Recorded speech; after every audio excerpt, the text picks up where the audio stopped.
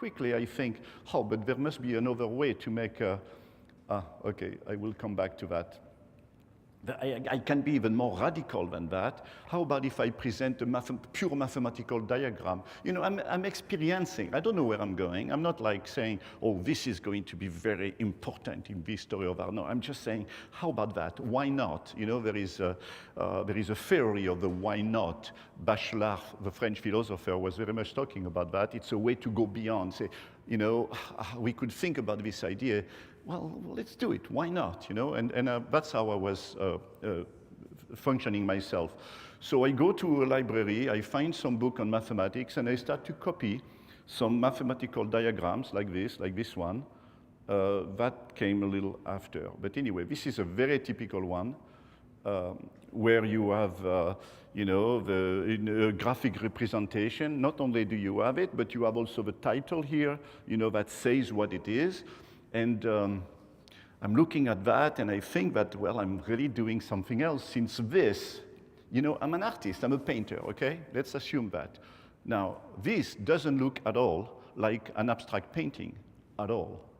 That doesn't look at all like a figurative painting, definitely. So I'm thinking, look, perhaps I'm like somewhere, and there is perhaps something to do. But then, okay, I have a little story. How many hours do we have here today? If we finish at 9 o'clock, it's okay.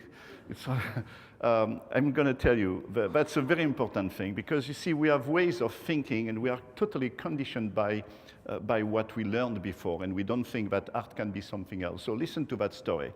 I'm in my studio, and I have 7 or 8 or 10 paintings of this style in the room, and I call a friend of mine, a young artist who is doing contemporary art, I mean, you know, the most advanced things at that time, and I say, come and see what I'm doing. I like to know what you're thinking. The guy comes and he looks at my work and he goes like, well, Bernar, you know, it's very original what you're doing, you know, very original. I never saw that, but Bernar, this is not art, this is mathematics.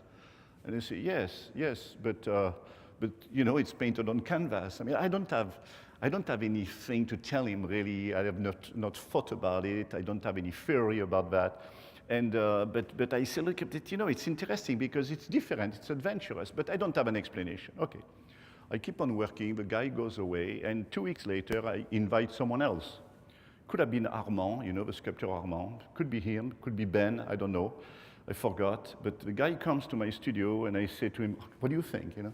He says, Bernard, come on, you know, this is not art, this is mathematics.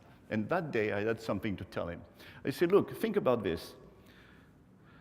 Suppose that since the beginning of art history, all artists in all countries painted only in an abstract way. They never did any figurative art, no figuration, nothing, never any representation of the world around us, only abstract. Okay.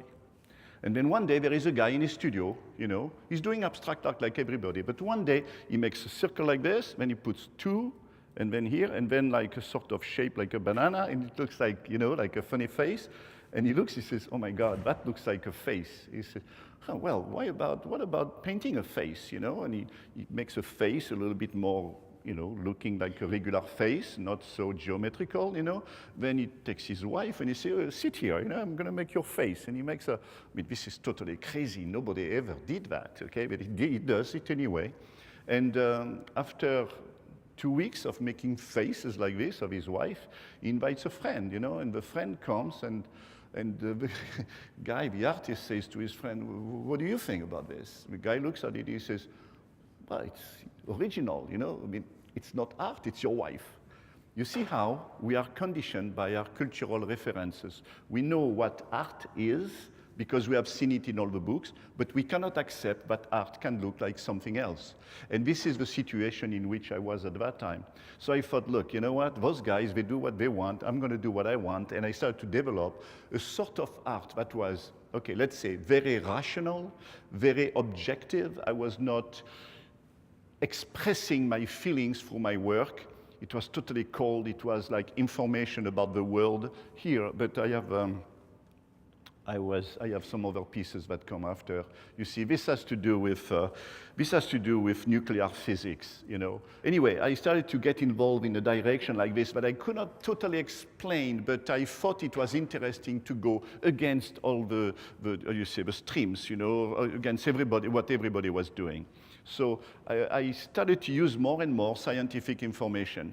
One day, I thought, why presenting all the time something which is visual? How about having a lecture on science, you know, being read by someone, and I will present that as a work of art. So I did, as you can see here, and I exhibited that very early on.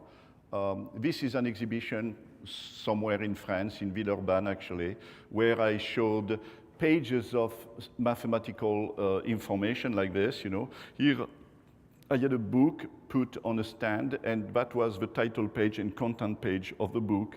This was a sort of signal for the book with the idea, that's totally, I mean, you know, it's really far out, with the idea that if this was a work of art, in 10 years, when there are new informations about the book, we destroy the work, we show the new book. Same title, about the same title, but we show the new information. So it means that a work of art could evolve with time. The look of the work will change with time. Just like the cardboards before, you remember that you could change the color. So here, it was much more conceptual, of course.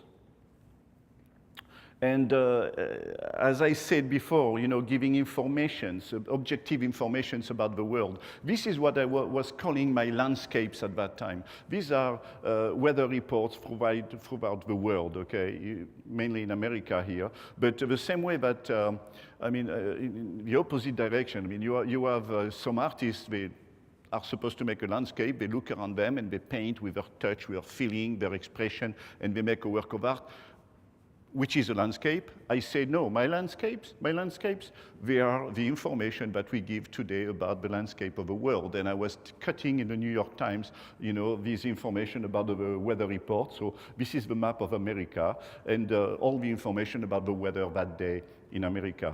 So it was objective information in opposition to subjective interpretation of the artist. Okay, I went into also, I wanted to go in direction where nobody went. And one day I decided, because I made a program when I started in '67, I made a program of disciplines that I was going to explore. And I even put stock market. I mean, what the stock market has to do with art? Totally nothing. Those guys work at the stock market. I mean, we are very happy when we make enough money to buy a work of art, but normally we don't make art. Well, I decided that I was going to see what can I do with this. And I started to take in the newspaper, you know, some informations like this about the stock market on a particular day. So this was part of all the activity that I had at that time.